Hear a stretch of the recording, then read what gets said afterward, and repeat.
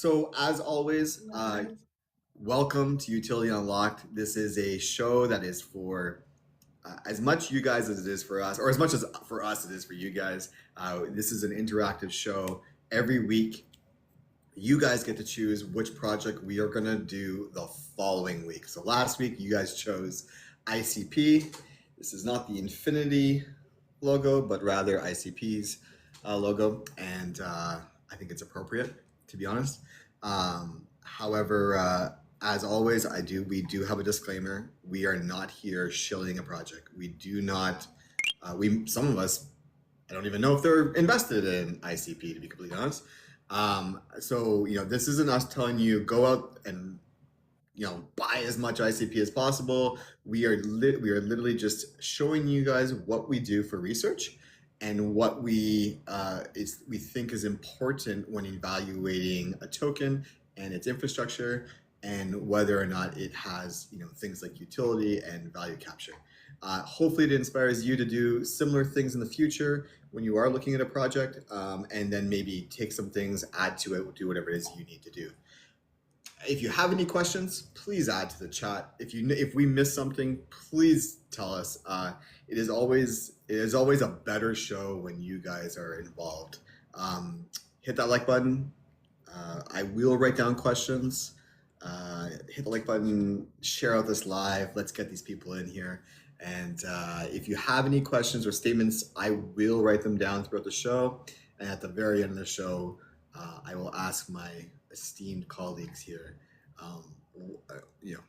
what it is you guys are asking. And if we don't know, we may look it up right on the spot, because we don't know everything. Probably. We're probably going to have to look it up. That's okay. That's what it's about. Did I miss anything? No, thank you guys for being here. Welcome back to another Sunday of our show. You guys ready to get nerdy? Put a 1 on try if you're ready to be. I'm so excited to get nerdy. Oh, wait.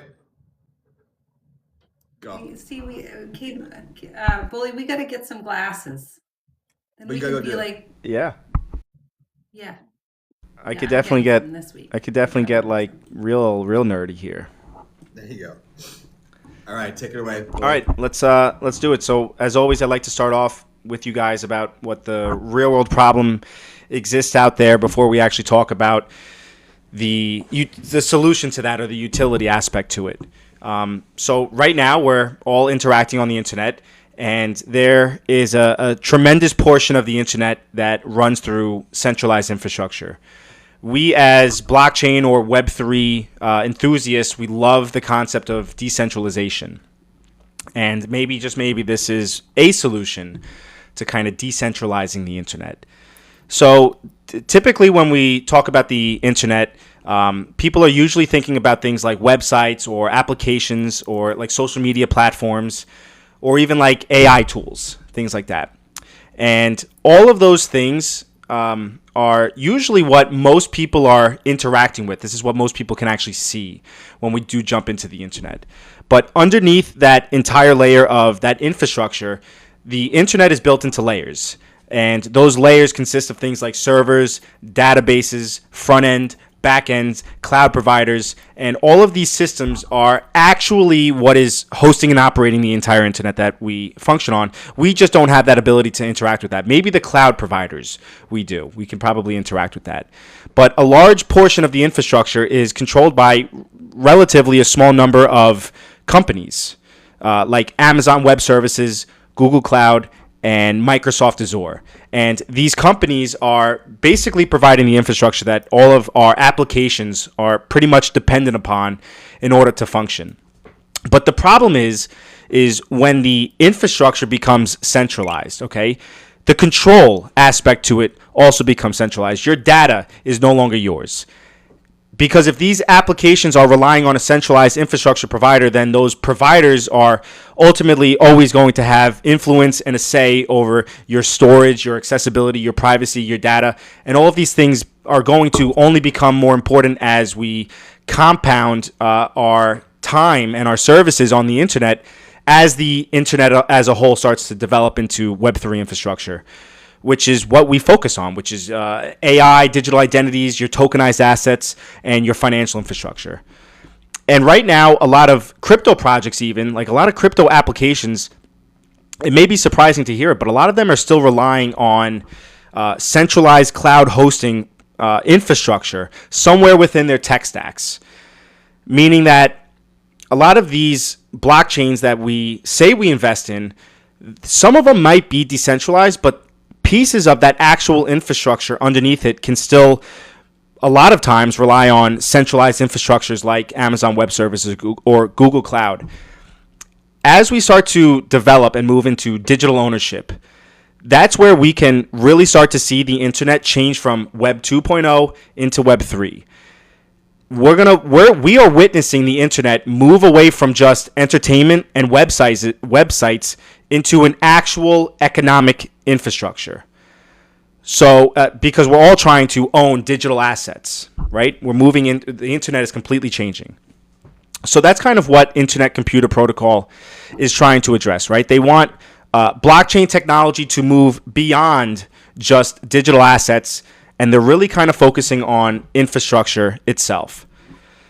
A lot of blockchains that we have reviewed on Utility Unlocked are there's either settlement layers or they're payment rails.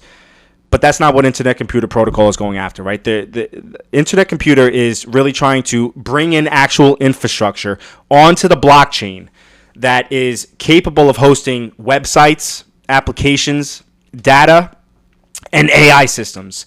And they want all of that completely decentralized and on the blockchain. Would you guys like to add anything? I mean, I just looked this up while you were talking because I wanted to see, just for reference, people might find it interesting, the chains that we all talk about and like who is controlling what. I won't go through all of them, obviously, but Ethereum, 37% is on of Ethereum's chain is on AWS. Avalanche is AWS, and GovCloud, Solana. The large validator presence on cloud infrastructure. Polygon is Google Cloud. Like 37. It keeps kind of 30%. So there is a large portion that is really relying on three companies, and we kind of saw it this past year when things went down, right? Like we did see chains that actually just were hamstrung because AWS or Microsoft wasn't working at all. So that's a fantastic statistic. It was, 37% of Ethereum in particular that is reliant on Amazon Web Services. That's a staggering statistic. Big portion. Don't you think we should have it completely on the chain? Well, that's a conversation we're going to get into. We are. Am I good to jump into how Internet Computer Protocol actually works and like what is this system? Let's do it. Okay, so at its core, Internet Computer Protocol it's a layer 1 blockchain, but unlike your traditional blockchains, their goal is not to transfer or process funds or transactions. What they want to do is they want to create a decentralized infrastructure layer that's capable of running applications and any type of internet services directly on the blockchain without, as Caveman was saying, relying on Amazon Web Services or Google Cloud. And this is only becoming more important because as these blockchains, they're not actually hosting the full applications on the chain. And that's a big problem. A lot of your blockchains, yes, they're handling the transactions, the settlement, the smart contracts, and the token transfers, but parts of that actual application is still relying on your centralized infrastructure. So that's what ICP is actually trying to do, is they're trying to bring more of the application stack directly onto the blockchain itself. So I'm going to kind of get into this ecosystem. You guys can see it above my head a little bit. ICP uses something called canisters, which is essentially ICP's version of a smart contract. But they're designed to do more than what people typically think when they hear about smart contracts. So within this ecosystem, those canisters, they're actually storing the code, the application logic, and the data all together. So they're bundling all of this together, which is allowing the developers to build applications directly on the blockchain itself. So yes, you can build a website, you can build an application that is completely 100% on the chain. Underneath that network, they have the nodes, right? So these nodes are kind of operated by these independent data centers all over the world, which kind of makes it that decentralized aspect to it. When they group it together, they're calling these things subnets, okay? Now, these subnets are what's actually hosting and processing the applications on the network. One of the biggest goals for Internet Computer Protocol is their scalability aspect to it. Because I think if you're going to try to actually host the internet itself, you have to have a far more capability to actually have that computing power aspect to it than what your traditional blockchains are designed for. So they're really kind of targeting scalability for it. So Internet Computer Protocol, they started to introduce concepts that are pretty foreign to most blockchain ecosystems. And one of them is chain key cryptography. Damn it. Try to say that 4 times. So the chain key cryptography, I don't want to overcomplicate it for you guys, but essentially this is part of the technology that is allowing the network to operate more efficiently while still kind of functioning as a unified blockchain. Now, another part to this ecosystem that has to be talked about is the network neuron system, otherwise known as the NNS, and that's essentially kind of the governance that's kind of behind the entire network. And the governance within this ecosystem, they're responsible for the network updates, the proposals, the subnet managements, and maybe you guys will talk about it later, but economic adjustments like the 70% rule that just came out. So basically the NNS is kind of handling the basic network operations. Now, another big difference with Internet Computer Protocol is how the computation actually works here. So instead of users kind of constantly paying these gas fees like a lot of other blockchains, ICP uses something called cycles. And these cycles are essentially what's powering the computation of the network. So these developers are converting your ICP tokens into these cycles. So the computation of the network is going to require those cycles in order to be continuously used. And I don't want to get too deep into the token economics here because I'm sure that Wewo is going to cover it. But the simplest way for you guys to understand ICP is that they're attempting to create a blockchain-based infrastructure network that is capable of bringing applications and websites and any type of internet services directly onto the chain without relying on your traditional centralized cloud providers underneath all of that internet infrastructure. Did I miss something there? I would just to bring it down a notch for people, I would just say like what you said is perfect. The question is like, what do you mean? Like, where is that coming from? And where that's coming from is not your home computers. Like, they're not saying that everyone's going to be like everyone having a computer is going to be a provider. It's going to be things like university and private companies and places with specialized servers, right? These are the nodes that they're going to have, but in a decentralized way, not in a Amazon owns everything. Yes. So, which is like just sort of like shits and giggles here. Do you not feel that that's exactly what AWS does? Like, they have these centralized nodes around the world that do exactly what they want to do, so they're just going to become the next AWS. Sure, they don't own the actual hardware because they're renting it, but that's just smart business. Let somebody else buy the hardware. Sure, and I don't disagree with you, but to kind of combat that theology as well, when you have users that are building applications or websites on these centralized infrastructure providers, they're not actual owners of these websites or these infrastructure or these applications. So this is kind of where like you do bring the power back to the users, because the developers are actually the ones that are have full ownership of it. So that's kind of where you see a little bit of a disconnect with it. Is like you are giving power back to the developers, but also the users on those applications or those websites. That is their data. That is their privacy. That's not something that is, we're not selling your rights here. Wewo? Yeah, sorry. As you're going, all these questions are coming up, and like, so I'm just like, oh, that's that and that. Okay, so are we moving on to team? Sure, we can get into team. Are you done, Bully? Yes. Okay. All right, so the team. Dominic Williams is the founder and chief scientist of ICP. He started developing the internet computer concept in 2014, coming off years of research into Bitenzine fault tolerant, consensus systems, and background in game developed and crypto entrepreneurship.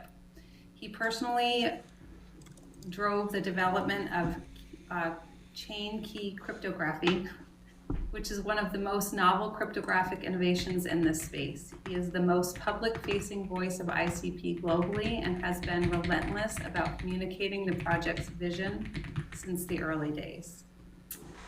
Then you have Jan Kamishit, joined as a CTO in 2018, coming from IBM Research, where he was the principal research fellow with over 30 years of experience in cryptography. He co-invented IBM Identity Mixer, a privacy. I'm echoing, guys. I'm sorry. So and like distracted. I'm sorry. It's my mic. That's my mic. Okay, sorry. I can hear me, and then it's coming back, and I'm like, wait, that's. Okay, so he co-invented IBM Identity Mixer, a privacy-preserving credential system that has been developed in production environments, and he holds over 100 patents. That's a lot of patents, I would say. The DFINITY Foundation itself employs around 300 researchers and engineers drawn from MIT, Stanford, ETH Zurich, Carnegie Mellon, Google, and IBM. The organization has produced over 1,500 research papers and patents since 2017. It is structured as a non-profit based in Switzerland, which means the incentive structure is mission-based, not exit plan driven. So that's kind of, for me, that was kind of good and bad.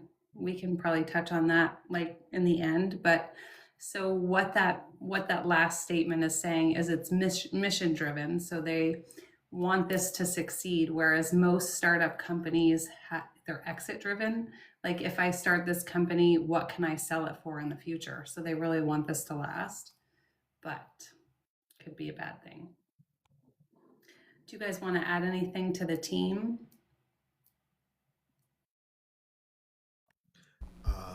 There's a few others. I think for me, the only thing I would say is this is an all-star team as far as like technical expertise. Definitely. That's, you got the guys from Google, you got the guys from IBM. Like, you're really building out something with people with a lot of knowledge and information and expertise. Yeah, definitely. So the DFINITY Foundation, that is like exactly what you just said. The MIT, the Stanford, the Carnegie Mellon, Google, IBM, that structure is all of them. Yeah, the DFINITY is big. Do you want to move on to the tokenomics, or? Let's do the tokenomics. So we know the team is great. Yes. We know that there is a technology that is absolutely a great use case. So where could the problems be? Tell us where the problems are. The tokenomics are garbage. And so for me, going back over them, I realized why I made my pick when I made it. But they might have a fix to some of it. So let's see. So as of May 2026, ICP is trading around $3.40. The market cap is roughly 1.85 billion, and the circulating supply is about 469 million tokens. So here's my first problem. There is no hard cap supply. And here's my second problem. There is an annual inflation of 14%. That's not good for me. So positive side of ICP, it's a genuine token and it's a utility token. So it is built into the network and how it functions. So you burn ICP to create cycles, which is the gas that powers computation on the network. That is a deflationary mechanism. You can also stake ICP, but for me, the staking was a bit long. So it's 6 months to 8 years. So that's a long time for staking. It's a big commitment requirement, right? There are node provider rewards for infrastructure operators, and the SNS participation mechanism lets token holders fund community build applications. So the token does actually work in the protocol. So that's a good thing. The problems, ICP has 14% annual inflation, which we talked about. Holders who are not staking are being diluted every day. At Genesis in 2021, over 50% of the supply went to the team, the foundation, and early investors. When those tokens started to be unlocked, the price fell more than 95% in 90 days. So the history of that still affects its image for us today, right? So that, like Bully was saying, the Mission 70 is a governance proposal designed to cut inflation dramatically, and it was approved by the NNS, but it's not implemented as of today. That's what I got for tokenomics. Okay, so there's a question, why is inflation so high? Typically, you have a breakdown on who owns what. Did you have that this time? Oh, I didn't have that. Okay. Ooh, I already looked at it, so I can just Okay. tell. I can just say it doesn't matter, like the exact breakdown, guys. I'm gonna go into like timeline. When I say the tokenomics is, or when Wewo says the tokenomics is bad, and I'm sure Bully would agree with me on this one, because of how it was distributed at the beginning, it was like 85% is controlled or bought, given whatever you want, bought by the people who were at the beginning. So yeah, it was not good, and the reason why it dropped so hard at the beginning was because of that. So sorry, I have 50% of the supply went to the team, but it was higher than that, you're saying? Oh, by a lot, because it wasn't just team. Give me 1 second. I'll look up Bully if you want to try too. I did look it up. Team founders and early investors. Yeah, it's very bad. I have a chart here somewhere. Give me a second. I don't even believe that they brought this up in the white papers. They wouldn't. Actually, now that you say that, I think no. That was actually not. That I was looking into quant, and quant's very different, but not very transparent. Yeah, when I was going through the white papers, I didn't see Foundation it. and team and partners. So foundation, team, and partners percent of supply was 52.93%. Seed round investors was 24.7%. Early contributors were 9.5%. Strategic investors are 6.8%, and pre-sale donors are 4.75%. And community airdrops were 1.25%. So what does that total up to? It's 85%. Freaking lot. 85%. 85%. Holy crap. Mm-hmm.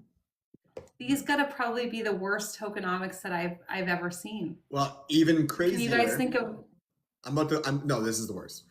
Even crazier is that what happened was the first seed of funding in like 2018, I think it was ish. We're about to look at it. Those guys had to wait for 3 years. So they're holding their bags for 3 years. The second 2021 came, they're like, boom, let's go. Let's dump it all. at like $700 to $600 a token. Thank you very much. We just made large, and everyone got, and retail got it, held it back. So that unfortunately is a narrative that has not died in the project at all, and this is what the whole mandate is about. So the 2026 initiative, Mission 70 is what it's called, right? Yep. They're trying to curb that narrative completely. So I wonder how much how badly was retail affected by this? Like if this was like instant, like, okay, we're live, let's get rid of it. How much was retail affected by it? Was it in such a short amount of time? That you're not talking about, like, you say meme coin territory, but were the numbers so small, if any, that it wasn't like millions of people were affected? It went to $700 and dropped to $28. That's what it ICO'd at. Right. Right. So I'm saying, like, if that drop happened within the time frame of a month before anyone knew about the project, like, was retail? I guess what I'm asking, like, was retail hurt by this? Besides the narrative, like, were there investors that bought the damn thing at $400? Give me 1 second. I'll YOLO. So here's my question too. Like, is this something that we as investors, not maybe with this specific token because it's past the date, but so if you look, the vesting period was 4 years. So if we as early investors were to invest into, say, really early and then know that they were going to dump that on that 4th year, would we not be smart to, like, buy it and then sell right before the vesting period? You know what I mean? May to June. Huh? What do you say? May to June. May to June. From the month of May, it basically dropped from 700 to 238, and then from then to June, it dropped from 222, 23 down to $28. Can you ask, like, when was this token actually available for retail to purchase on centralized exchanges? Like, when, you know what I'm saying? Like, May to June's not a lot of time. Like, I can ask my notes. It was launched on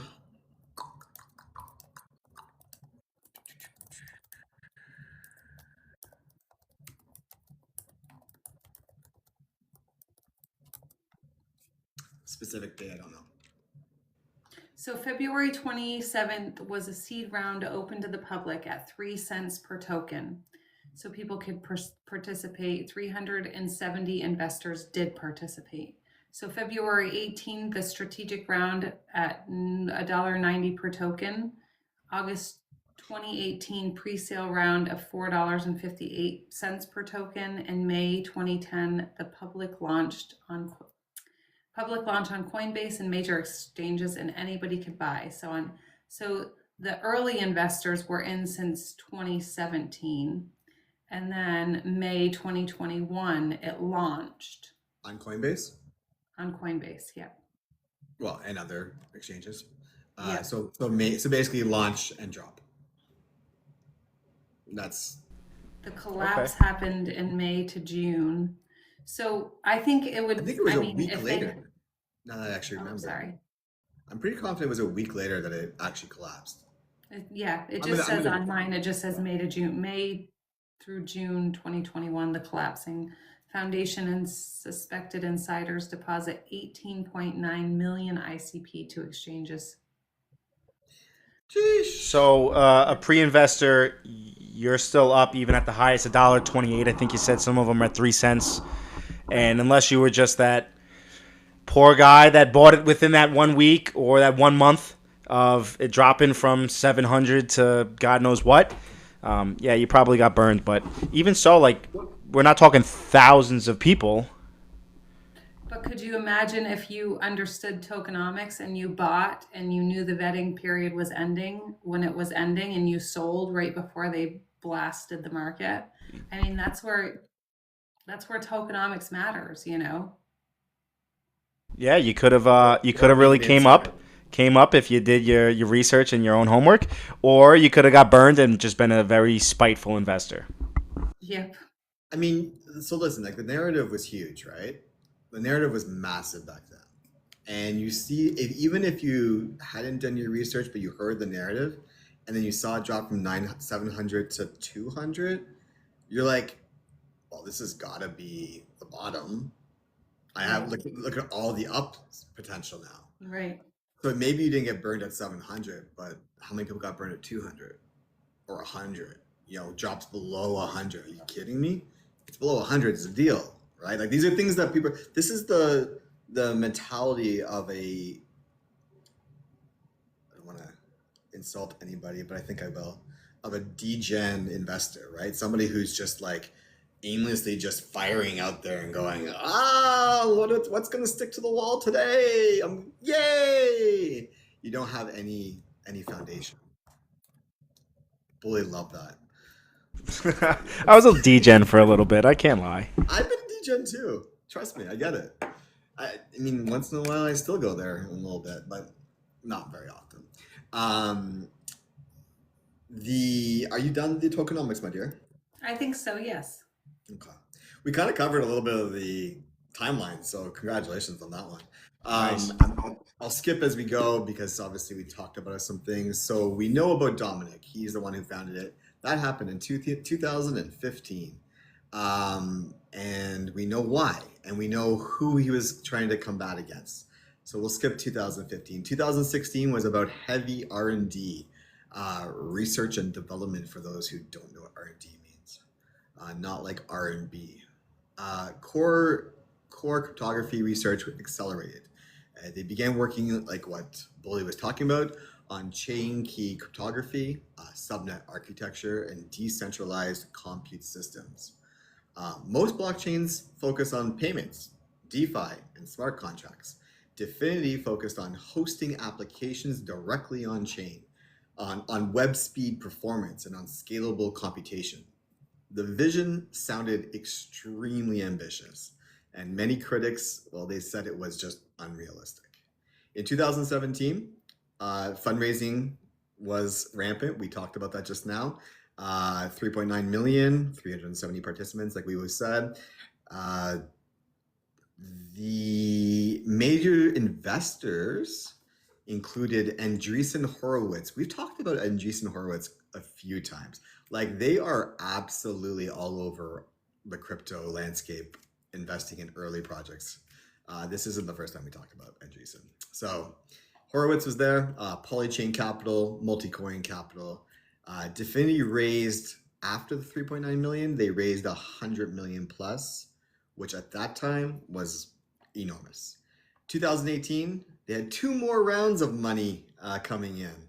They were just collecting it, guys. They were all into, bringing as much VC capital as possible. Round 1 in 2018, they raised 61 million. And then they raised round 2, they raised 102 million, which was led by 16 Z Crypto and Polychain. This made ICP one of the most heavily funded pre-launch crypto projects at the time. And then with all that money, what are you gonna do with it? Well, you could go get strippers and blow and yacht parties. They decided not to do that. They instead had a large engineering expansion. Hundreds of researchers and engineers were hired. There were advancements to the network nervous system, which we're going to talk about, the NNS, the governance systems, the subnet scaling, and the canister smart contracts, which Bully talked about earlier. Dfinity gained growing recognition at the time with enterprise blockchain circles and Web3 infrastructure discussions. Then the broader crypto market hit hard after 2017. And questions grew around ICP. And basically it was, can ICP actually deliver this technology? 2019 was the public demonstrations that begun. Public demos of internet computer technology, demonstrations of blockchain hosted applications, growing developer ecosystem. Dfinity introduced the Canister SDK and the Motoko programming language in November of 2019. This was the first public developer tooling for building apps on ICP. ICP wasn't trying to compete directly with Bitcoin or DeFi chains. It was aiming directly at AWS and Google iCloud and traditional web infrastructure. 2020 was the pre-mainnet momentum.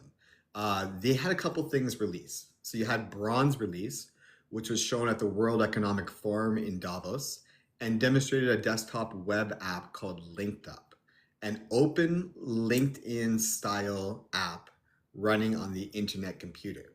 They also had the Tungsten release, and Tungsten opened ICP to third-party developers in June of 2020. They had the Sodium release.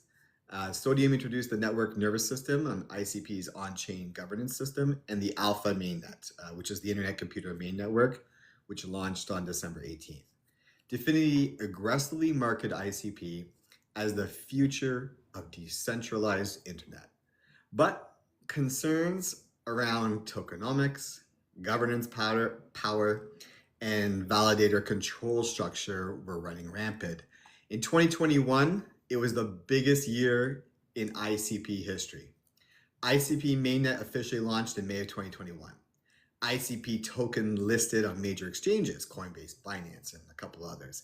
ICP's Genesis launch occurred on May 2021, transitioning the network into a decentralized production network. At its genesis, the protocol launched with 389 special node machines across 16 data centers. Then ICP debuted. Why is there a T in that word? I don't know. Then ICP debuted as one of the largest crypto launches ever. At the peak, market cap briefly entered top crypto rankings. Valuation exploded. We already talked about it. It was roughly around $700 on some exchanges. And then like we just talked about, guys, it collapsed within weeks. ICP crashed, like we said, 90% plus. Why? Couple reasons. Extremely low circulating supply initially, massive insider token unlock concerns, early investors selling created pressure, confusing token distribution, overheated valuation, and a broader crypto volatility. At the time, though, ICP was one of crypto's most controversial launches. Accusations included VC enrichment, poor tokenomics, unfair launch structure. And despite this poop storm, the technology itself continued to develop. You know that song, if at first you don't succeed, brush yourself off and try again? Well, that was 2022 for ICP. They put all their focus on fixing and strengthening the project after the huge 2021 crash. One of the biggest upgrades was the CKBTC launch. What it did, it allowed Bitcoin to work directly inside ICP apps. No traditional crypto bridges, very important, was needed, because that's something that we don't see very often. Important cause because traditional bridges, like I just said, are often hacked, risky, and centralized. ICP was connecting Bitcoin directly into smart contracts and more securely. Another major feature was the HTTPS outcalls. In simple terms that a caveman could understand, this is me trying to be funny, it's not that funny. ICP apps could now talk to normal websites, they could pull data from the internet, and they can interact with outside services securely. Interact with outside services securely. I apologize for that. Before this, most blockchains struggled to interact directly with the normal internet. 2022 mattered for things like real-world applications, connecting Web 2 and Web 3, APIs and outside data, building full internet-style apps on blockchain. But these developments didn't help the charts because the market sentiment remained terrible after 2021, ICP collapse, the crypto bear market, and things like the FTX collapse that we talk about every single week. 2023, chain fusion and AI narrative. Dfinity pushed to connect ICP directly with other blockchains natively. They had the ICP SNS DAO framework that expanded. This was the service nervous system or the SNS DAOs became a major ICP feature, allowing dApps to decentralize governance and raise funds on chain. A Dfinity white paper actually states that by 2023, more than 10 SNSs had launched and raised about $15 million total.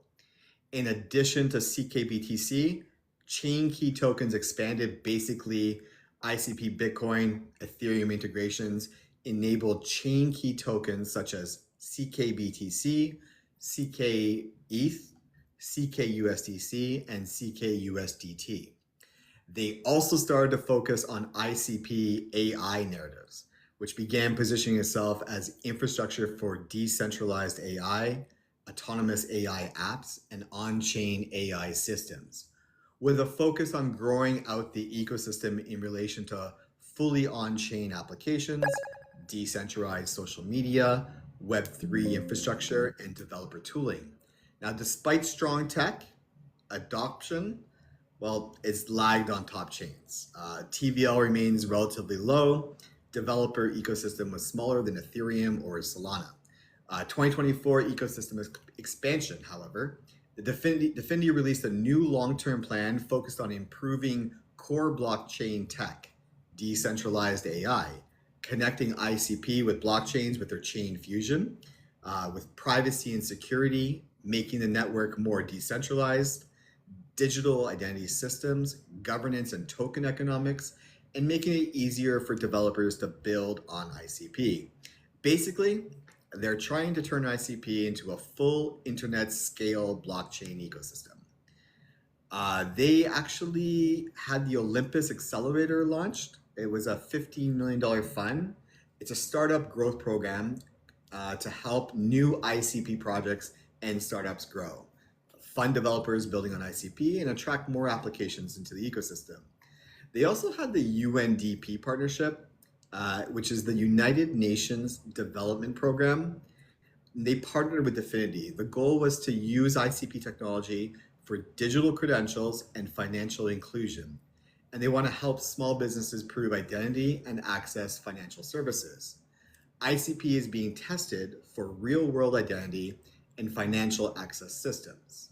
They also became a partner with CV Labs. Basically, ICP was at the CV Summit in 2024 and the Web3 Hub Davos in 2025. Dfinity is trying to strengthen ICP's position in the global Web3 industry. They partnered with Zurich AI Center in 2024 as well. They wanted to focus on AI research, decentralized AI systems, and combining AI with blockchain infrastructure. ETH Zurich is considered one of Europe's top technical universities. 2025 was stabilization and infrastructure positioning. Major milestones, ICP increasingly positioned itself around AI infrastructure. Guys, you're going to hear about AI from here on in for this blockchain. Decentralized compute, Web3 hosting, and multi-chain interoperability. On recent reports, there's 1,000 plus dApps being used, growing canister count, and major staking participation. They updated the roadmap. Dfinity published the 2025 ICP roadmap, emphasizing developer experience, AI, chain fusion, and the World Computer Vision. World Computer Summit was in 2025. They made an announcement around the future direction of ICP, including, shocking, AI, chain fusion, AI, including AI and self-writing internet themes, no chain fusion. On a not so positive note, in April 2025, community developers discussed the Odin.fun hack, an ICP ecosystem project using ICP's BTC infrastructure. This appears to be an ecosystem app issue, not a confirmed base layer ICP protocol failure. But the treasury could not cover the $7 million loss that was hacked. In 2026, tokenomics rework, we talked about it at the beginning of the show. It's a major milestone for Dfinity. They proposed Mission 70. The goal is to reduce ICP inflation by 70. That's 70%. We were said 14% inflation, which is crazy talk. I didn't know that. I had researched 9.72, but either way, both are high. But they want to bring it down. We will tell me if I'm right to 2.92% inflation. Sounds, yeah. Rough. Okay. If it's 14%, that's more than 70% then. It's by a lot. Anyways, a lot of inflation. And so they're going to bring it down to 2.92% inflation. The core problem Mission 70 is trying to fix, there's too many new tokens being created, too much inflation, constant sell pressure, rewards being paid out too aggressively. So even though the technology is improving, many investors believe that token emissions were suppressing the price long term. So how are they going to fix it? Well, two-parter.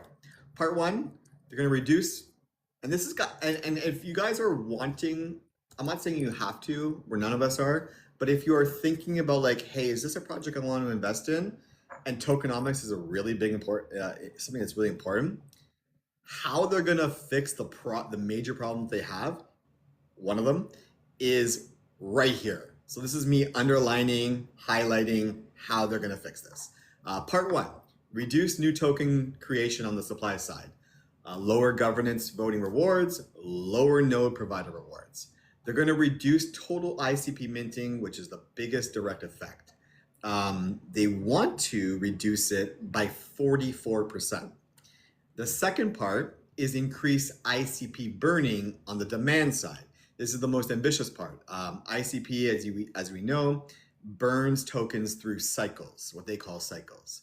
Dfinity stated that current burn rate was too low, and they want to burn activity to increase massively. They want to increase burns from 0.05 XDR a second to 0.77 XDR a second. That's roughly a 15x increase in network burn activity. And how are they going to do this? Is a good question. They claim it's going to be done with AI infrastructure, of course. Dfinity is heavily betting on decentralized AI, on-chain AI apps, self-writing AI applications, AI compute demand. They believe that AI applications could consume massive computational resources. Basically, more compute, more cycles burned, which equals more ICP destroyed. Why this matters, one of the biggest long-term ICP criticisms was inflation, obviously, and Mission 70 aims to reduce sell pressure, tighten tokenomics, and improve long-term sustainability. Now in February, that just happened, Dfinity announced something that was pretty damn cool, but it's an MOU. It's not fact, it's not fiction either. It is a step in a direction that they definitely want to go into. So they announced an MOU with the Pakistan Digital Authority to support a dedicated Pakistan subnet on ICP for a sovereign cloud. It's a national scale application and in AI systems. This is an agreement, just an agreement to collaborate and also a framework. If executed, it will be a dedicated Pakistan subnet with a sovereign cloud infrastructure. It'll have AI systems, it'll have national messaging systems, government scale application, and local Dfinity presence. It is a national data sovereignty focus. That moves this project from pilot program to possibly in the future, a national digital infrastructure layer. That is what I got for ICP. I think it's also you did mention Pakistan, but I think it's also important to discuss that Switzerland also has a subnet just for themselves as well. So seems like they really are kind of going region to region here. It's pretty cool. Are you saying Switzerland through the UNDP partnership? I'm asking. I don't know. I don't know. So the UNDP is the United Nations? I don't know if it was through the UNDP. We're taking a break brought to you by Tim Hortons. Delicious. So we're closely working with the UNDP. No, I would say it's not. It's not through this. I believe this was something on its own. Okay. Do you have any more information there that you want to share? Uh, Like, what are they doing with Switzerland? with what? Are they? What are they doing with Switzerland? Oh, they Is have a that subnet. I think it's at what does it say? 13 independent nodes, particularly within this own geographic location, and it's for government and enterprise sovereignty. So they are working with government for banking, healthcare, and other bodies. has this actually been executed, or is this just a memory? Yes. Let's see. Let me see. I don't know when this news came out. So this was January of this year. Okay. So they did do the Divinity Foundation did go ahead, and I'm sure that they're still building out for it. Another really cool thing for it, like you said that we're going to talk about AI for a while, but Caffeine AI is one of the projects that they do have. It is completely powered by chain on the Internet Computer Protocol, and they let me see where is it.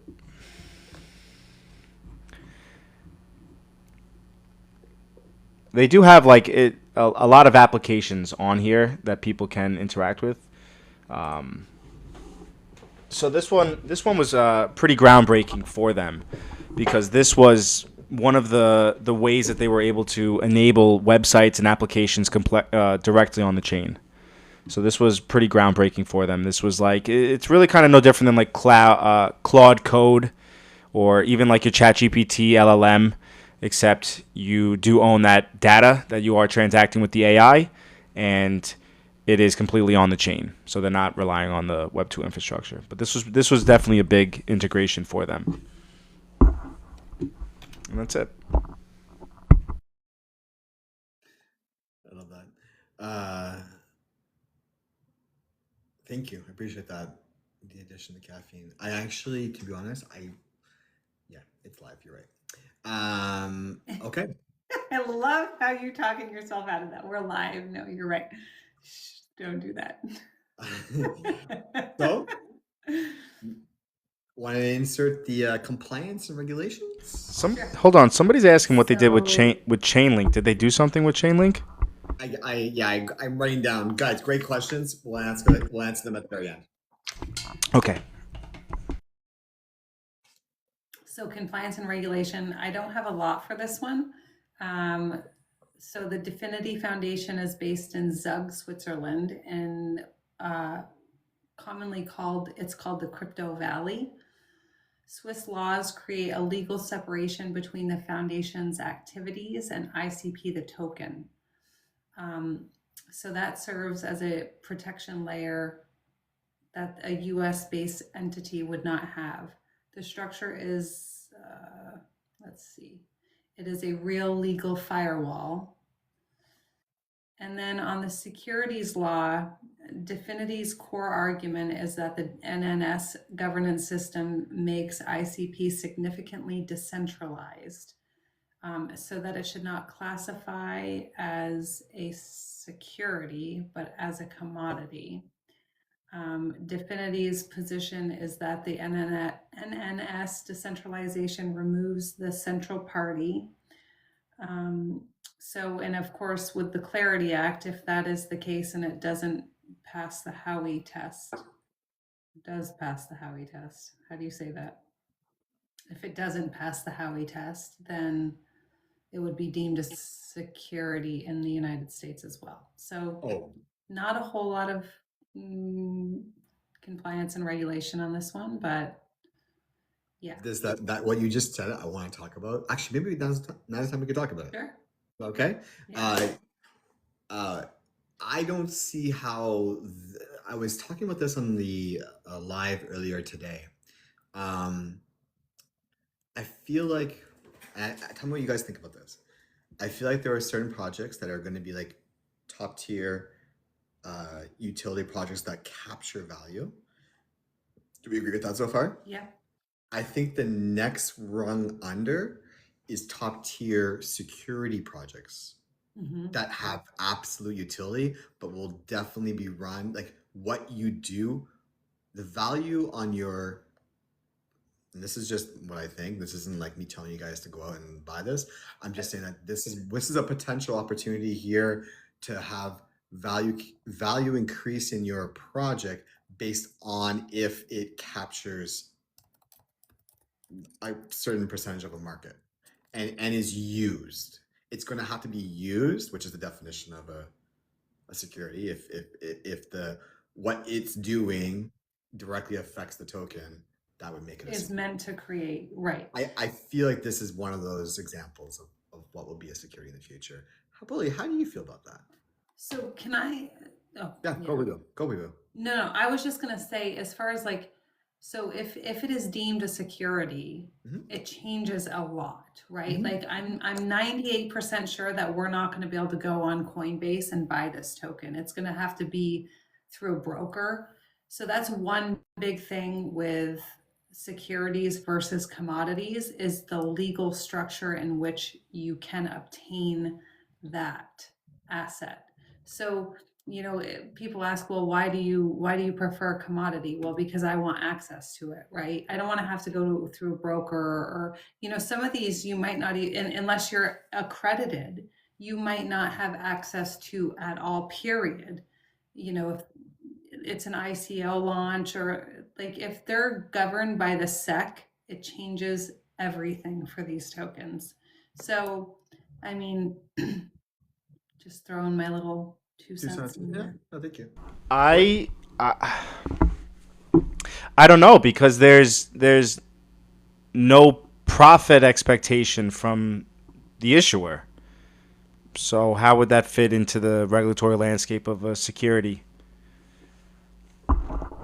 There's no profit expectation Yes, from the issuer or from the buyer? from the issuer.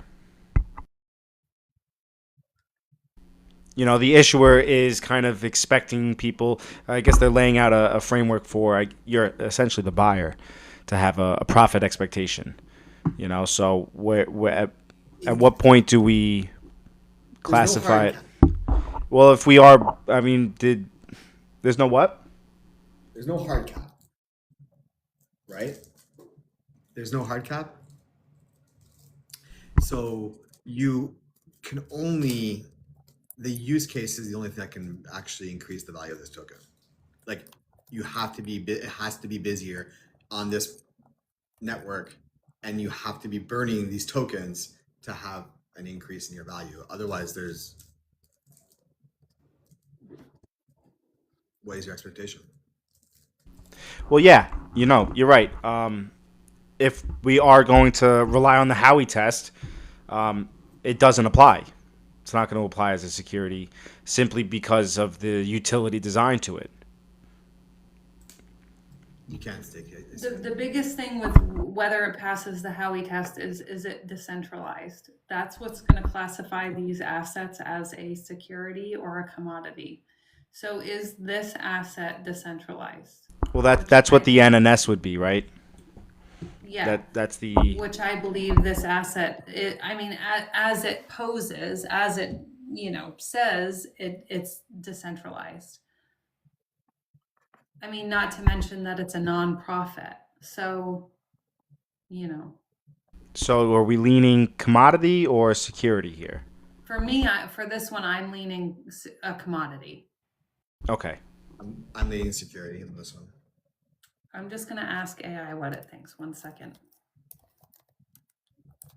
I don't think anybody really knows until the SEC puts it into writing, but I think kind of based on the decentralized governance and the utility aspect to what the token is actually doing here, along with the non-for-profit, there is no profits that is expected from retail. I kind of would lean into digital commodity. So AI says yes, they think it's going to be a commodity.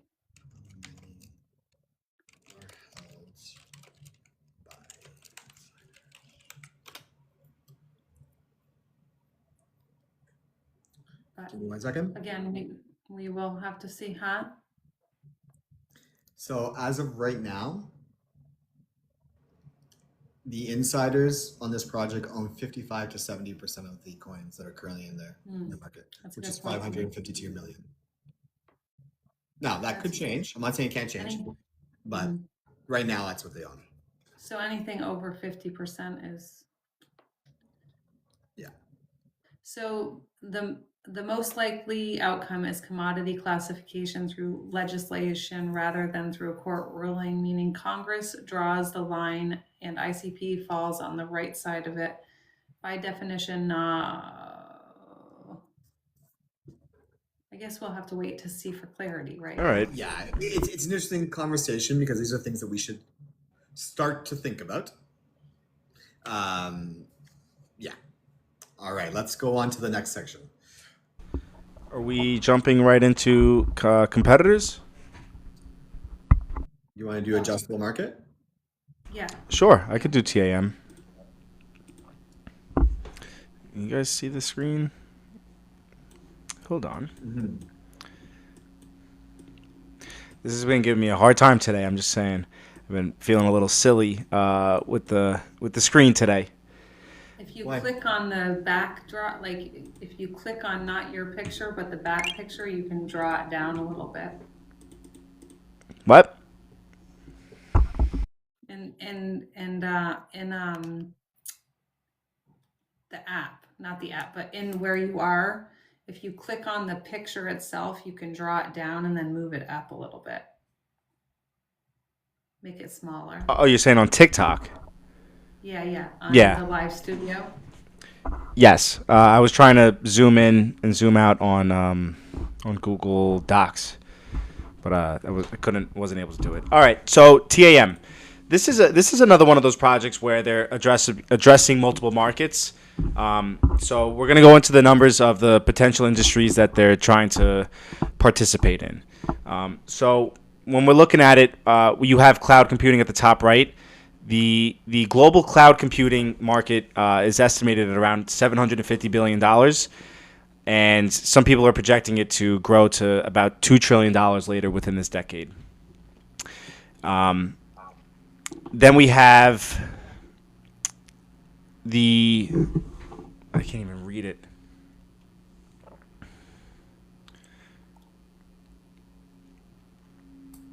I'm sorry, I can't even read it right now. Enterprise software. AI infrastructure. Okay, AI infrastructure right now is sitting at about $100 billion with projections to grow to $900 billion in the next 10 years. We have enterprise software, which is currently sitting at around $300 billion with projections to grow to about $1 trillion within the next 10 years. We have web hosting and backend infrastructure currently sitting at $180 billion, projected to grow to $660 billion over the next 10 years.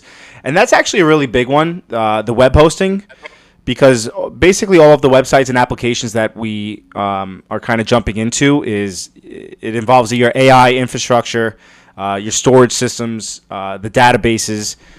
These are the actual infrastructures that is needed in order for your applications and your websites to actually function. Now, another one that ICP could potentially tap into is decentralized compute and Web3 infrastructure. This is kind of one of the larger ones. You're sitting at $5.5 billion today with projections to grow to $28 billion over the next 10 years. And that's kind of where you're going to see your decentralized applications, your blockchain-based services sitting in number 5. We have social media platform and infrastructure. This is ICP is tapping into this one because ICP also supports your messaging and your social media systems. All of that is happening directly on the chain. That's sitting at about $208 billion with projections to $400 billion. Now, another really important one to kind of unlock Web3 is your digital identity infrastructure. And this is going to become really important as we start to move into a larger part of the digital global economy. That's sitting at about $50 billion right now, which is not that big. Considering kind of where we're jumping into. 10 years, they're saying about $340 billion, okay? Now, I just want to be clear, because a lot of these markets, they do overlap with each other. Like your cloud computing is going to overlap with some of the back-end infrastructure. You have your Web3 infrastructure that can overlap with your decentralized compute, and your AI. Your AI infrastructure could overlap with some of your cloud computing. So we can't add all of these numbers up together. It's really not that clean. that would be kind of unrealistic to look at the projections and say, oh, it's going to be $10 trillion. So even though a lot of these industries do overlap with each other, we're still looking at potentially a couple $1 trillion in global economic activity that ICP is attempting to participate within. Can I jump into token mechanics? Absolutely. Okay. So yeah, the up until this point, the infrastructure could look great, right? But every crypto project eventually is going to reach the same question on this show: how does the token actually benefit from this, right? Now, with ICP, the token is pretty much tied to how the ecosystem operates, but also the governance aspect to it. So if you remember earlier, we were talking about cycles. But those cycles are essentially kind of what's powering the entire computation of that network. So if a developer wants to run a website or AI or a database or any type of application on ICP infrastructure, they're going to need compute power. And in order to get that compute power, that ICP token has to be converted into the cycles.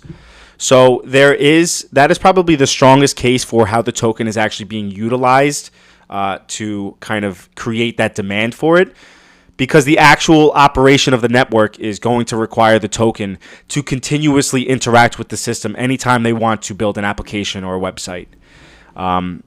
And that's kind of one of the really important things is we're trying to identify if there is a strong connection or a weak connection for the actual system being used and the token demand. Now, I'm not a big fan of the token models where the governance is tied to it, but within this state, ICP is directly tied to governance votes, which I think is kind of a weaker model. But I would say, and you guys are welcome to disagree with me on this, but simply based on the way that the cycles is kind of being utilized here, as that network grows, that the applications are going to require more computing. So theoretically, the way that I kind of perceive it is the ICP token is going to need to be converted into those cycles to power all of that activity, which could be an upside, right? Just touch on that for 1 second. Sure. But cycles can be purchased without ever touching ICP. So technically, they don't need them to run. Your end user doesn't need it, but they're not even gonna know that they're using ICP tokens. That's the key. The end user, it being who? The developer? Because the developer is using it. The developer doesn't have to use it, though. I think they do. Yeah. No, so actually cycles can be purchased without the developer ever touching ICP directly. There are third-party services and exchanges that sell cycles directly. So an enterprise or developer can run a full production application on ICP infrastructure and never once hold, buy, or interact with ICP token itself. I didn't see that in the white papers.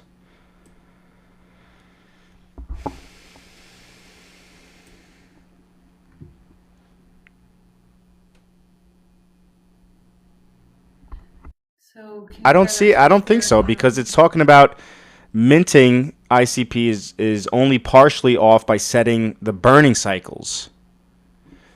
I didn't read anywhere else that. I mean, what's the alternative? If there is an alternative, what is it?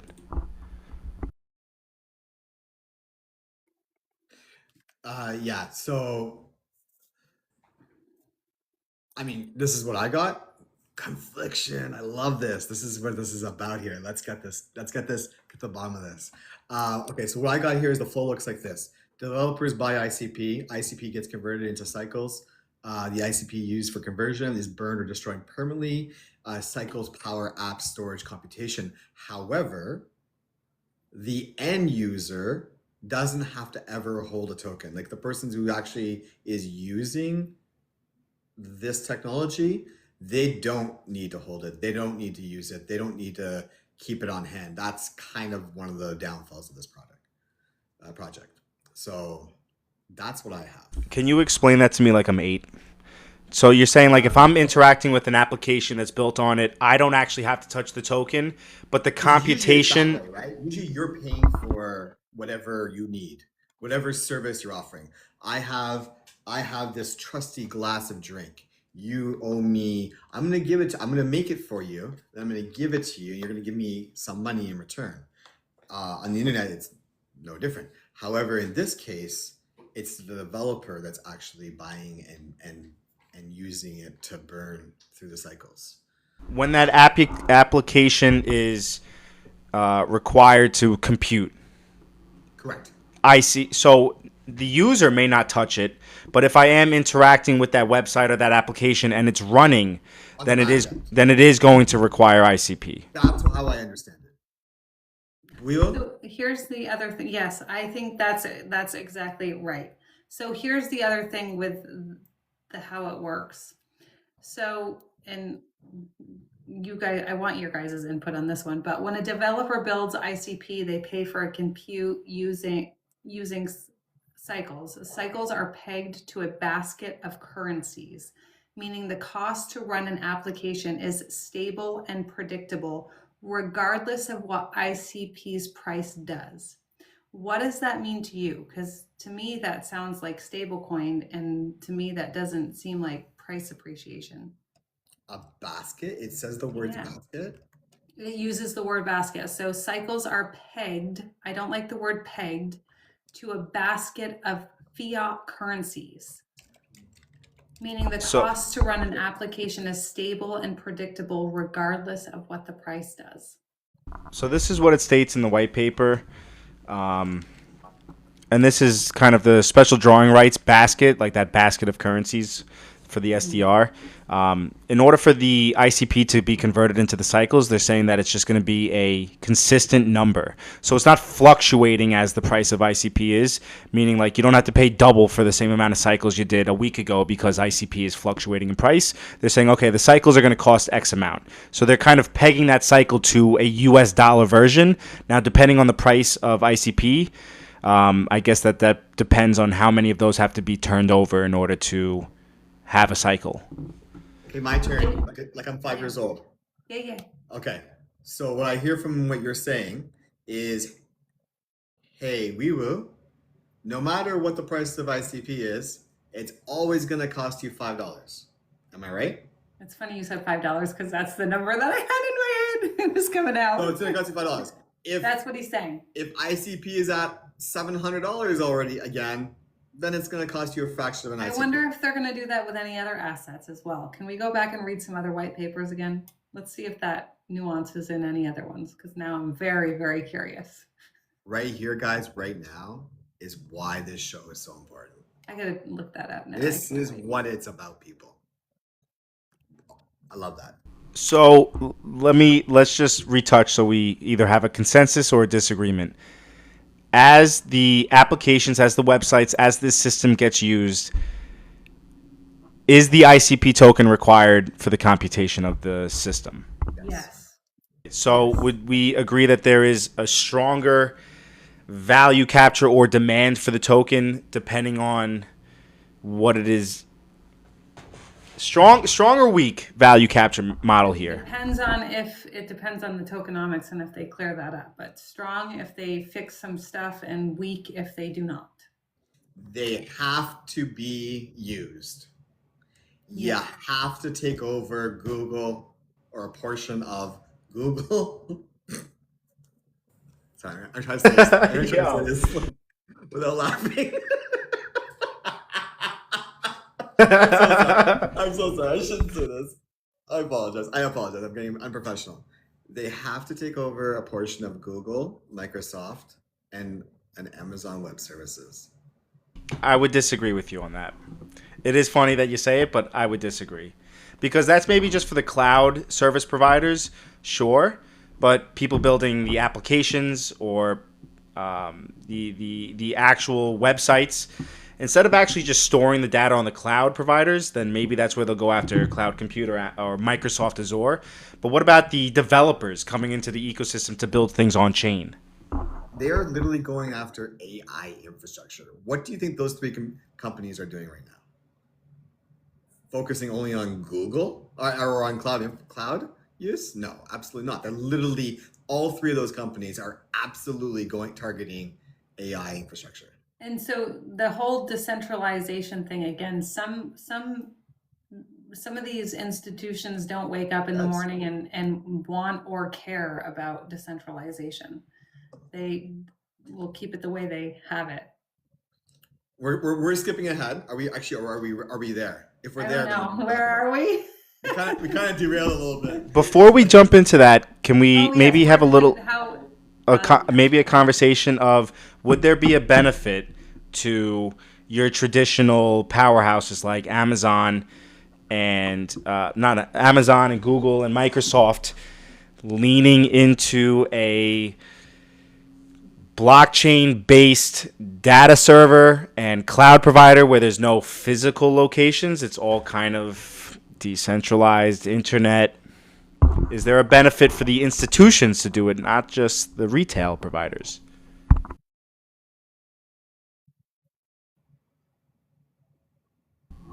The reason I propose this question is CloudStrike was a perfect example. I believe they rely on Amazon Web Services, and I believe a lot of the CloudStrike, there was a hack, I believe, that happened with that, and I remember the airports were down, and a lot of places on Wall Street were definitely impacted by it.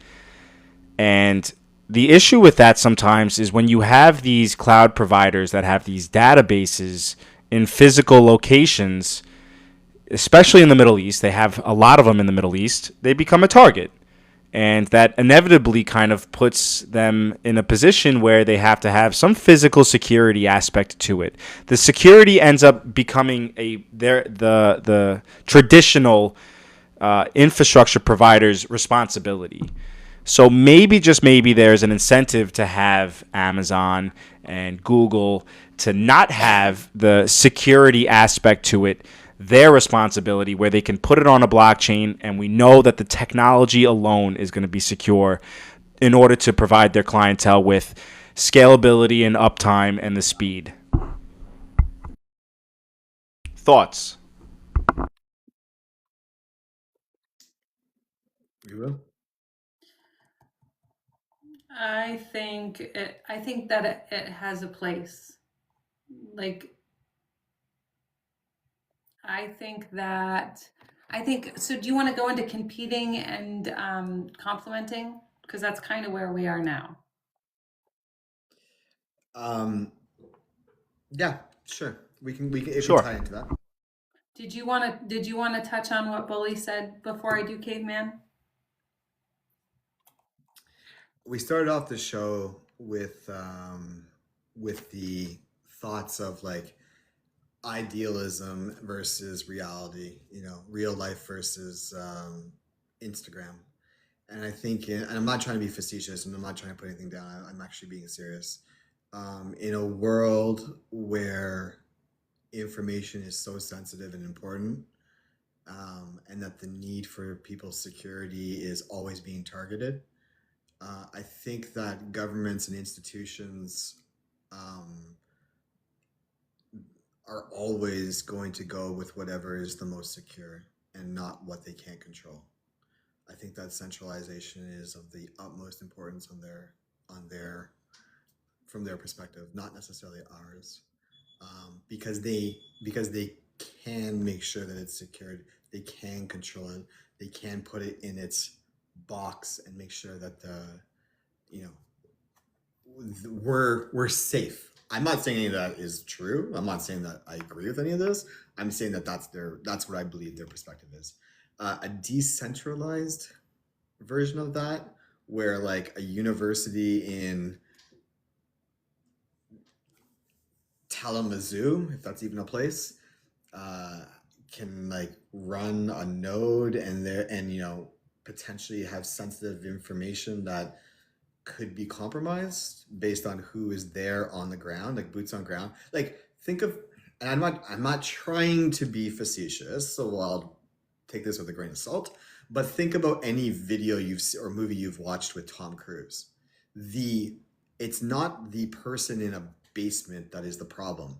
It's a person at the actual place with the infrastructure, like that is the person that can compromise the system by putting whatever malware or whatever technology they want to put in there. So for me, I would never want the computers that run sensitive information to be potentially in a bad space.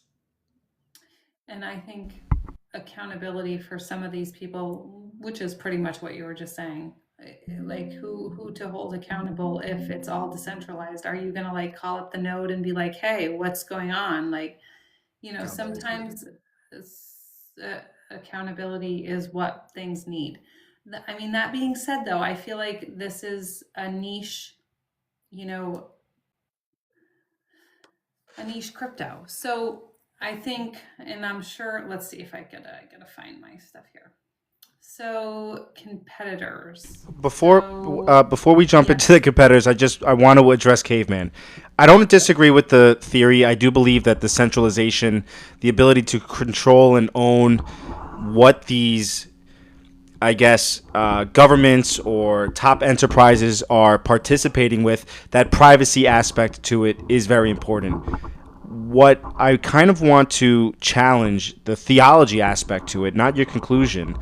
But there is a difference between decentralization and something being open source, meaning that not just everyone can look in there and look at transactions. You could still have the decentralized aspect to it without all of your information kind of being up and exposed.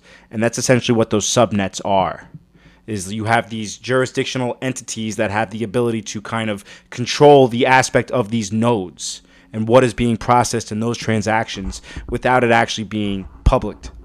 But it happens now. Like AWS isn't all in Missouri. It's all over the place.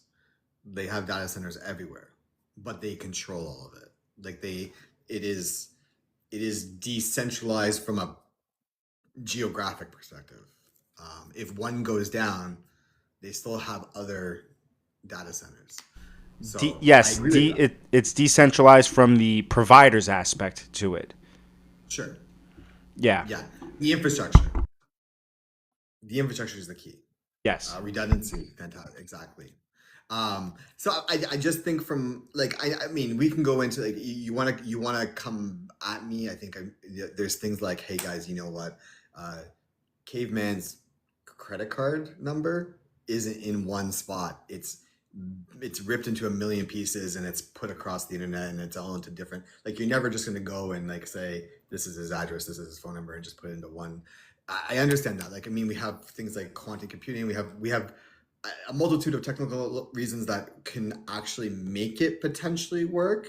So I understand that in theory, you technically can scatter the information across the net to not like their net. I mean, not the net, to actually help protect. I still don't know if institutions are going to want that or governments are going to want that. And they need to come on board for this to work. Okay, thank you, Caveman. We ready to go into competitors? Sure. So, all right, let's do that.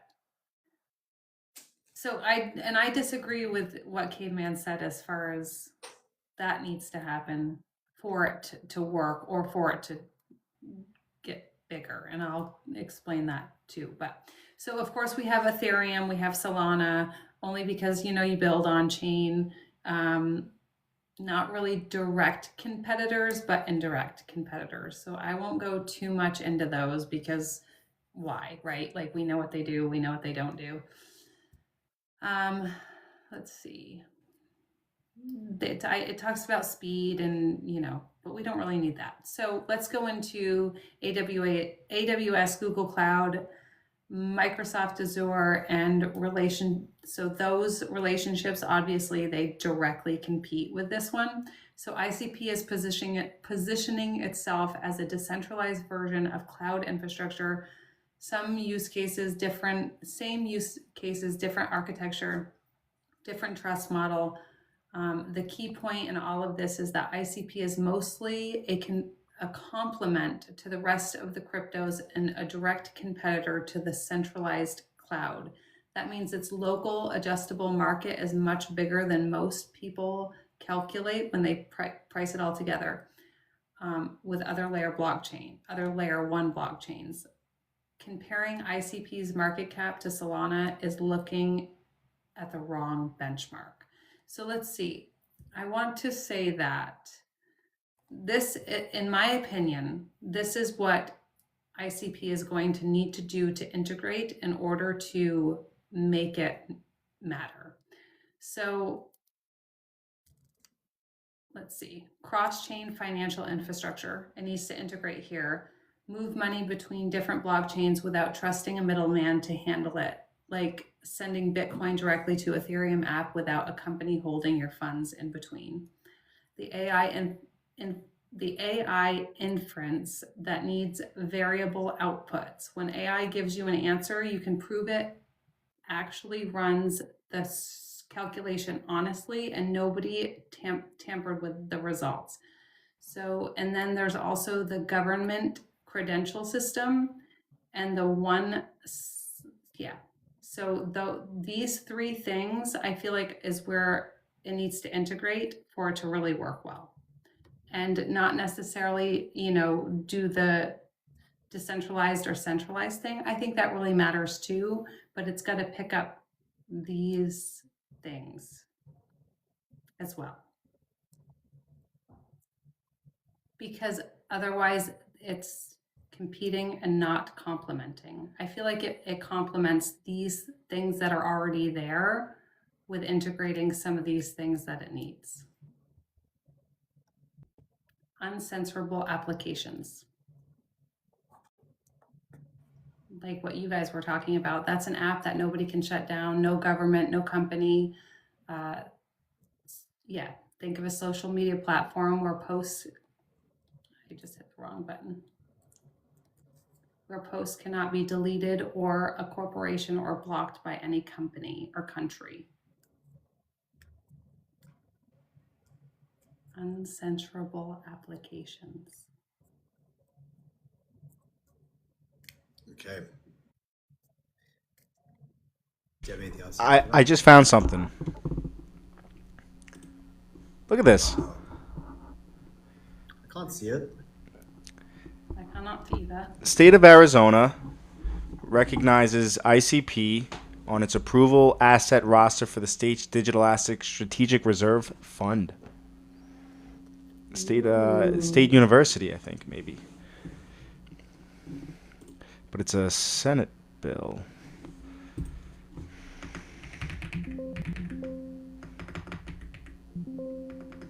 Maybe not. Boo. Is that malware? No, I'm searching keywords. I don't know. Maybe not. Okay, what are we up to, guys? So evaluation. Okay, everybody. What are we doing? Evaluation. Good and bad and ugly? Good and bad and ugly. Pros and cons? Correct. Okay. I think that they are very infrastructure focused. I think their success is going to depend on people actually building within the ecosystem. I also like the way that ICP is utilized for the cycles. I think it does have that tech stack to be able to scale for that infrastructure that they are kind of jumping after. And I like that they are jumping into multiple industries, right? The cloud computing, the AI, the decentralized applications. So they're kind of a blockchain that's moving beyond just your token transfers and processing transactions. And they're kind of moving into real infrastructure, which is a real utility play. Now, whether or not they can kind of compete in terms of the cloud computing with AWS or Google Cloud, that's probably a con. I think adoption is really their biggest downside here. Yes, the utility is there, the use case is there, the compliance and integrations, I think that they'll probably survive with, even though they do jump into multiple industries, which could make it really tough for them. But the integrations and adoptions, I need to see much more going on with that. So I'm gonna probably rate this like maybe like a 6.2.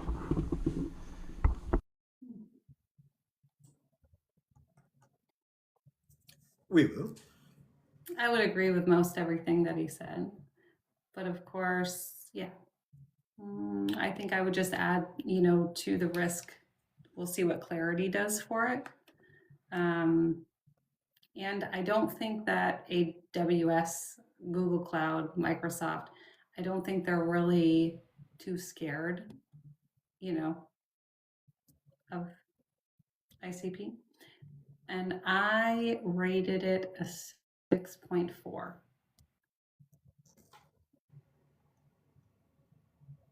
What did you rate it, Bully?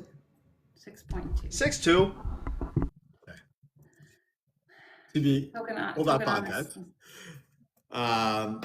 Okay, so you guys know that I want to absolutely obliterate the idea of market cap. That's my goal in all of this. That's why I do this show. I'm totally kidding. The one thing I kind of want to stay hacked. The one thing I want to talk about are other ways to evaluate projects that are going to be important, in my opinion, moving forward. So the three evaluation models that I'd like to talk about at the end of the show is Metcalfe's law, the NVT evaluation model, and velocity. So Metcalfe's law is the more users and connections a network has, is the more powerful the network becomes. With ICP, the more users, developers, apps, integrations, interactions it has, is the more valuable it's going to become exponentially due to its tokenomics. It is literally designed with Metcalfe's law evaluation model in mind. However, universal adoption is still lacking, as both of my friends just said. Metcalfe's score for ICP, I gave it a 6.5 out of 10.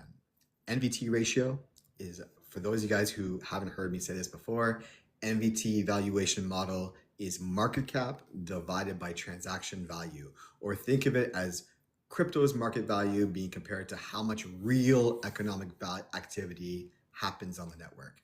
ICP often appears expensive relative to the economic throughput.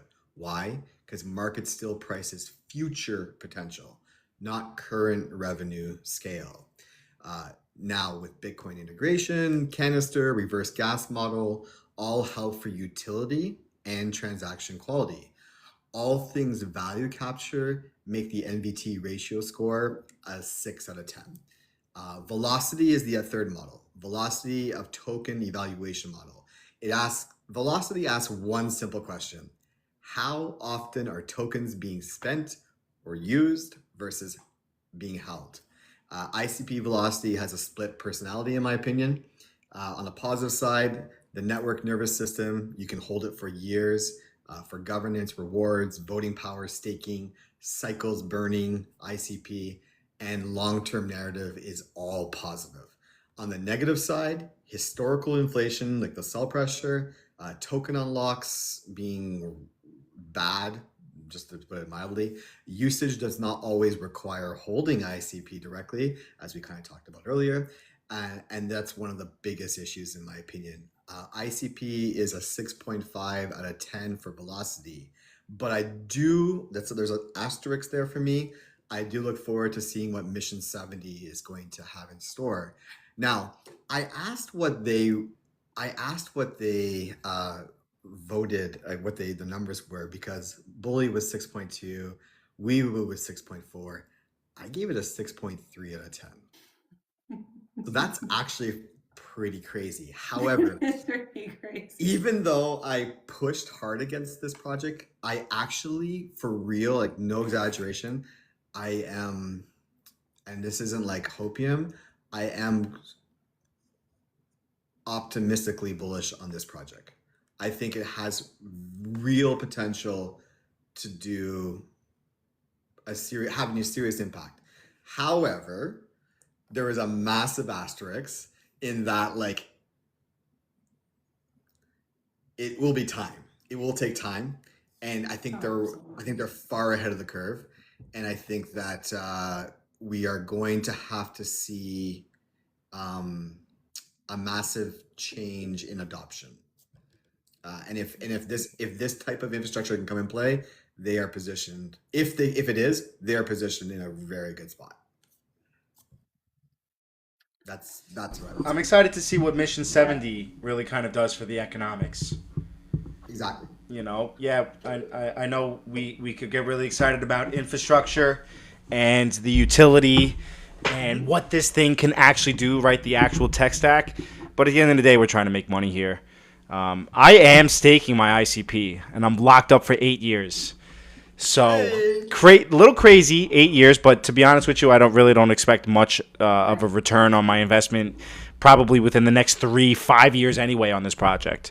And I know that the Mission 70 is probably going to hit me in terms of my rewards that I'm earning back.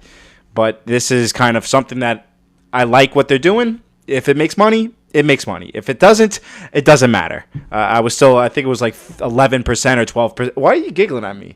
It's like 11, 12% a year. Read that comment. 8-year gang. That says that. You and Tubbs need an 8-year gang t-shirt. 8-year gang, baby. Yeah, I'm locked up for 8 years. And to be honest with you, this is kind of the infrastructure that's probably really going to end up taking 10 years anyway to kind of see like real integrations and adoption. So we'll see. I think this is going to do very well, and you're going to be happy, Bully. I wouldn't bet against it. No, I wouldn't. I think it's a good project. I think, yeah, I do. I think it's You just gotta be patient. patience is That's key. it. I Very think 5 patient. to 10 years with this one, you'll be happy. And What's it? I mean, I know we don't really talk about this, but what's it currently trading at? $2.53. $3.40. So, can I just tell you what AI says for a bear case, a base case, and a bull case? Sure. This is not me. This is AI. Okay. Okay. So base case, ICP survives but stays niche. Captures a small slice of the decentralized compute. Market cap grows to maybe 10 billion to 15 billion at 500 million tokens circulating supply. That's roughly a $20 to $30 per token. So that's not terrible. That's the bear case. Base case, ICP wins a specific niche, becomes the dominant layer for censorship-resistant applications, Bitcoin DeFi through KC, BTC, and verifiable AI interface. Market cap reaches 50 billion to 100 billion. That puts the token somewhere between $100 and $200. That's a pretty significant gain. And then bull case, ICP actually displaces meaningful cloud infrastructure, even capturing 1% of the $1 trillion cloud market as on-chain value would be, its on-chain value would be transformative. Market cap at that scale would put ICP in Bitcoin and Ethereum territory. So that's the bull case. It doesn't give a price for the bull case, but you can use your imagination. Not bad. Not bad, but things have to be built on it. It has to be used. Yeah, I agree. All right, now comes the time. Oh wait, before we do that, a couple of questions. First question is, does ICP have a Neuron staking website? They do. It's I believe it's NNS. Let's see. If you guys have any questions, please feel free to put them in the chat. Yeah, NNS wallet. I don't want to dox myself here, but NNS wallet. Yeah. All right. So it's just NNS wallet. That's how you can look it up. Okay. Perfect. Second question is, what are they doing with Chainlink? I'm not sure if this was a mistake. I don't think they're doing anything with Chainlink. Do you guys have any information on that? No, I don't think they're doing anything.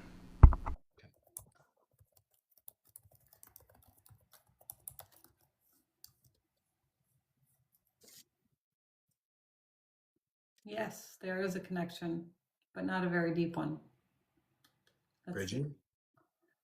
Oh, there's no formal Chainlink partnership, but the relationship between the two is genuinely complex. They're partially complementary, so I don't see any partnership. Bully, what do you have there?